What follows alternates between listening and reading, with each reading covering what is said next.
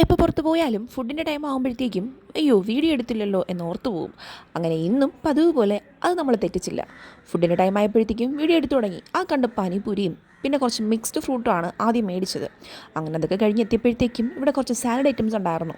എങ്കിൽ പിന്നെ അതും ആകാമെന്ന് വിചാരിച്ചു. അങ്ങനെ അവിടെ നിന്ന് ഒന്ന് രണ്ട് സാലഡ് ഐറ്റംസ് ഒക്കെ മേടിച്ച് നേരെ ഫുഡ് കോർട്ടിൽ പോയിരുന്നു.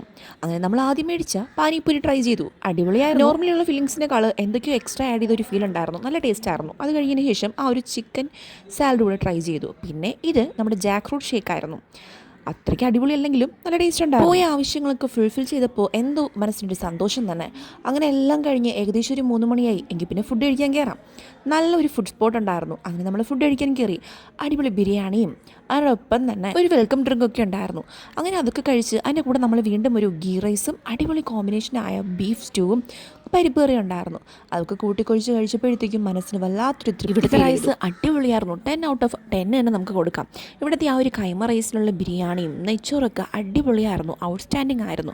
അതിൻ്റെ കൂടെയുള്ള ആ ഒരു ബീഫ് സ്റ്റൂവും പപ്പടവും അച്ചാറൊക്കെ കൂട്ടിക്കൊഴിച്ച് കഴിക്കുമ്പോൾ കിട്ടുന്ന ഒരു ഫീല് വല്ലാത്തൊരു ഫീല് തന്നെയാണ്. അങ്ങനെ ഫുഡൊക്കെ കഴിച്ച് നമ്മൾ വീണ്ടും അടുത്ത ഡെസ്റ്റിനേഷനിലോട്ട് പോയി ആവശ്യത്തിനധികം സാധനങ്ങൾ അവിടെ നിന്ന് പർച്ചേസ് ചെയ്തു. പിന്നെ അതൊക്കെ കഴിഞ്ഞ് നേരെ നമ്മൾ ഒരു കോഫിയൊക്കെ കുടിച്ച് ഇന്നത്തെ ഡേ നമ്മൾ അങ്ങനെ വൈൻഡ് അപ്പ് ചെയ്തു. നമുക്ക് നെക്സ്റ്റ് വീഡിയോയിൽ കാണാം. Bye bye.